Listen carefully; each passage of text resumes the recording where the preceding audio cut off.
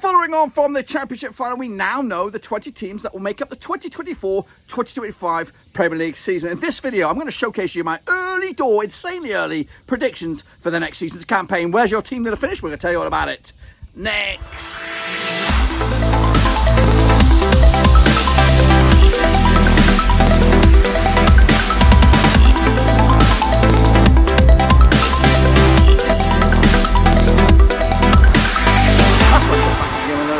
Today we're going to take a first look at the 2024-2025 Premier League season. Where are you going to finish? Well, we're going to take a little look in a second. Of course, if you're new, where you've been, smash your subscribe button. Your one-stop shop for the Premier League is right here under one Rooski. And in this video, we're going to take a short, sharp look at where I think instant reactions for each club next season in the Premier League. We'll get to it in a minute. Big shout out to the VIPs. They are the patrons. You know who you are. And again, if you're new, hit that subscribe. But anyway, let's get into it.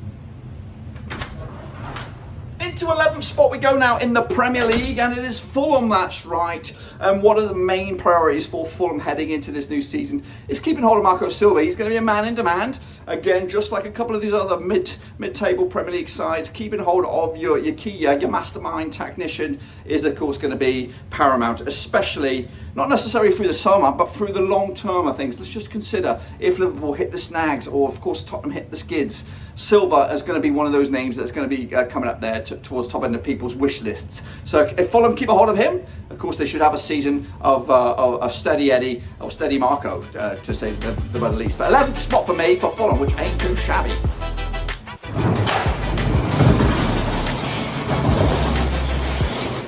Spot we go now in the Premier League, and it is Bournemouth, of course, with Areola, the man pulling the strings, finishing in around mid-table last season. I think it can do a bit of a rinse-repeat this time around. Of course, they've been a dark horse, a surprise package this past campaign, and hope to repeat this time around. Keeping hold of the coach is massive. If one of the big boys lose their manager, guess what? He could be on the top of the list once again. But for me, the cherry should hold tight. 12th at the end of the Premier League season.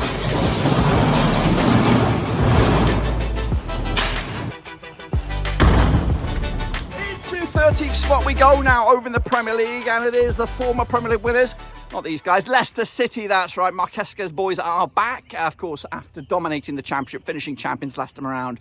And of course, this season is all about sticking in the league, and of course, I think they'll do a little bit better than that. I think this division, the Premier League, is kind of divided into like four significant chunks. There's the top six, I'd say, then there's the next best thing, and then there's the relegation candidates, and there's the mid-table obscurity. And I think Leicester fall in that bracket of mid-table obscurity. They're not going to compete for Europe, they're not going to compete for relegation, they're going to be smack dab in the middle. 13th spot for me for Leicester City.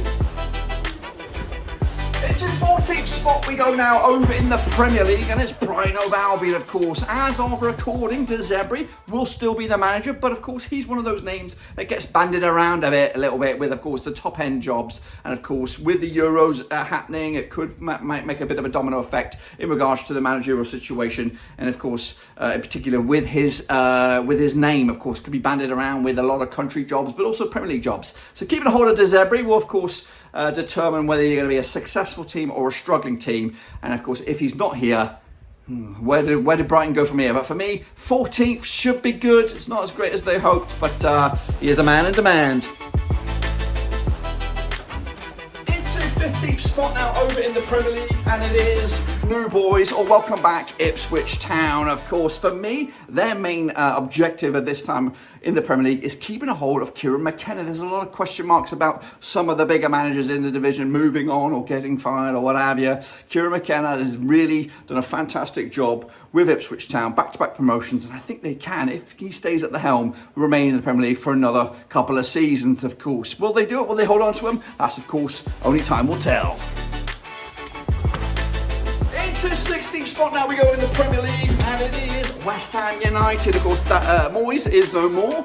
It looks like, as of recording, Lopetegui is going to be the manager for West Ham, but is he the right man to put West Ham forward? Of course, he comes with a long track record of success in La Liga. However, he didn't get much joy when he was in the Premier League last time around with Wolves, of course. Can he get it right second time around? The jury is out. Into 17th spot we go now, and it is Southampton, that's right. They've just about done enough to get through and stick around for another season in the Premier League. Of course, I do anticipate there being 3 less prepared sides than Southampton. I think Southampton coming here with, of course, Russell Martin playing his brand of football will prove to be a humongous benefit for them in the long term. I think they can strengthen as well. It's a good place to go. Good football tradition and heritage there at Southampton. So I'm glad that they're back. And of course, they will compete with the big boys once again. And I think they'll just have enough in the tank to stick around at the expense of 3 other teams beneath them. 17th spot for me for Southampton.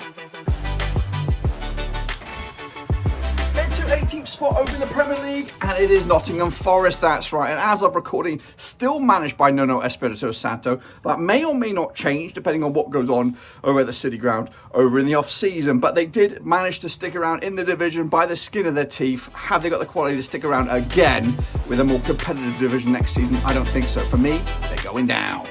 Into 19th spot now over in the Premier League, and of course relegation looms for Thomas Frank and Brentford. Thomas Frank, believe it or not, gets linked with a lot of these top jobs, Liverpool, Spurs, over the years, Man United. But is he really that good? Is he a good, masterful tactician? Well, this next season, it doesn't prove to be the case. Brentford will go back down to the Championship, having stayed an extended period of time in the Premier League, but this time they're going to get found out. I think the bigger boys coming up from the Championship, the Leicesters, of course, Ipswich are going to cause some problems, and of course, you're going to be competing with the likes of the Forest to avoid relegation this time around. I don't think you're going to be lucky this time. You're going back down to the Championship.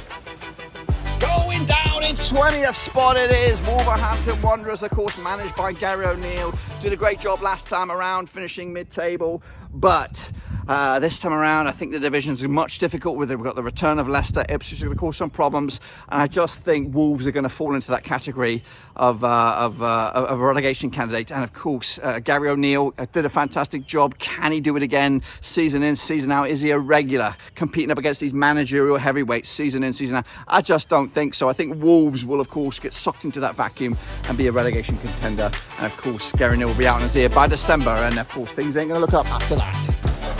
To 10th spot we go now in the Premier League, and my oh my, what a final few months of the Premier League season it was for Crystal Palace. That's right, Glasner's boys, Glasner ball is looking a-okay. Now the stipulation behind this 10th spot prediction finish for Crystal Palace is keeping a hold of a lot of these key personnel, the Izes, the Elises, the Matetes at the back, up front. They've got Wharton, of course, ex-Rover extraordinaire. That's why I'm coming at you with these early, as of right here, right now, in the end of May. I do think they'll finish 10th, but if they do lose the likes of Eze, Elise, Wharton, 1, 2, or even all 3 of those players, then that prediction will have to be revisited, because I don't know how Glasner will look without those key individuals. But for me, 10th place at the moment, we'll see.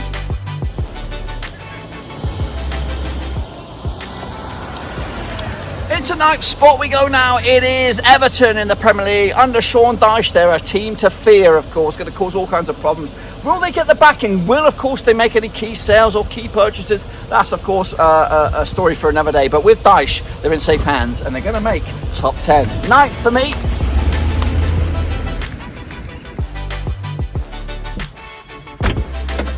Into 8th spot we go now over in the Premier League, and it is Newcastle United. Eddie Howe's boys competing again every season in, season out at the moment for European spots, whether it's Champions League, whether it's Europa League or Conference League. They'll be there or thereabouts again, but I just think that this division is going to be even tougher next time around, with, of course, a decline in Manchester United and Liverpool. We don't know what we're going to get, and an improving quality in the likes of Aston Villa, Tottenham Hotspurs, and of course that's the Newcastle, best among the rest. 8th spot finish, the best they can afford this time around.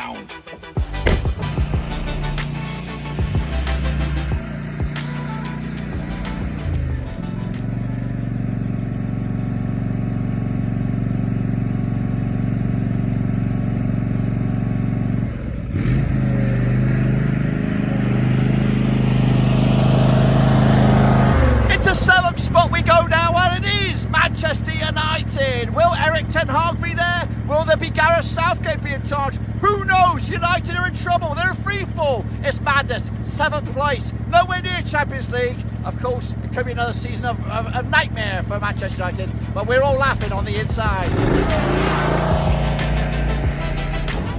Into 6th spot we go now in the Premier League, and it is the blue of Chelsea, of course. Who knows if Pochettino is going to remain at the charge or in charge of Chelsea this time around? And I think with or without him, it's going to be another season of progression. This is a very young side for Chelsea. Are they going to go crazy with the money? Are they going to sell some of the players that they have this time around? For me, I don't know. And I thought the future looked good with Pochettino at the end of the season. Some good wins, good performances. And maybe just have a bit of patience with what's on the agenda. A sixth place finish is pretty good, a good progression considering where you were for the past couple of seasons. So we'll see where we go from here. But Chelsea for me will finish in sixth. So am I right or am I wrong? Let me know down below. Into fifth spot now we go, and it is Liverpool, of course. The Klopp era is no more. The Arne Slot era, believe it or not, is, of course, on the agenda right here, right now. Can the Dutch Meister get the glory times back to Liverpool? I don't think so. I think his first season is going to be a bit of a transitional season, trying to find his way around the Premier League. Have the faithful, the Liverpool faithful, got enough patience in their bones to give Arne Slot more than a season? Fifth place doesn't seem much of a progress, to be honest with you. But, of course, he is taking over from a legend. Can they, Arne Slot's boys, break in the top four? For me, they just miss out. Go now, a bit of a boost perhaps for Andy's boys. That's right, finishing fourth in the Premier League at the second time of asking. I think this Premier League is going to be quite competitive in regards to that top four, with the likes of Manchester United, Chelsea, Liverpool, all on the outside looking in my eyes. And I think Spurs might have that fight left in the tank as long as And remains. Of course, he could be lured elsewhere. Who knows what the managerial merry-go-round has in store? But for me, if Ange sticks around, they're going to be in fourth place.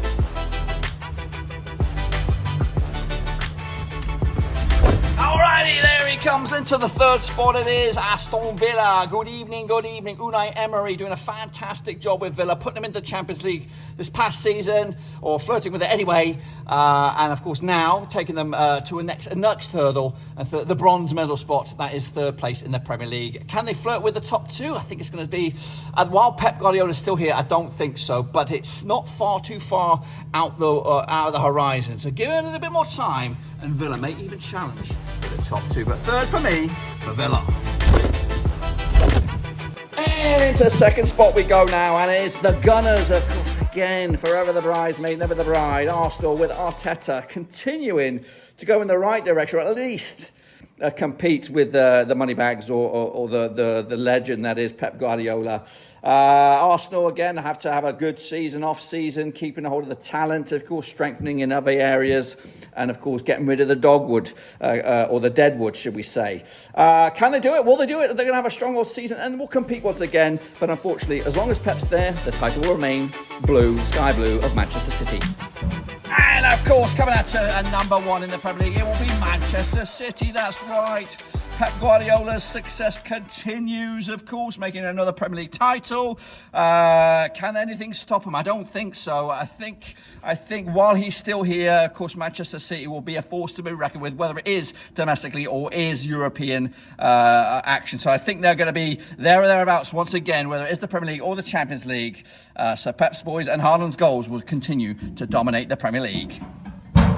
Well, there you have it, folks. There you bloody have it, folks. Of course, my first predictions for the 2024-2025 Premier League campaign. Do you agree? Do you disagree? Let me know your thoughts and opinions down below. Hopefully, we'll bring you bang up to date with some updates to changes to my predictions or my realizations for next season's Premier League. Of course, with the managerial merry-go-round, the transfer windows, these predictions are likely to change. Of course, I might get influenced by the bookies' opinions on it. So I'll try to bring you maybe an update every month. Or how I see fit, but this was my cold heart gut reaction to next season's Premier League. Do you agree? Let me know down below. Of course, we look forward to next season's coverage here on the channel, and hopefully you can be a part of the process as well. Make sure you subscribe, smash the like, catch you later. Until then, we are done.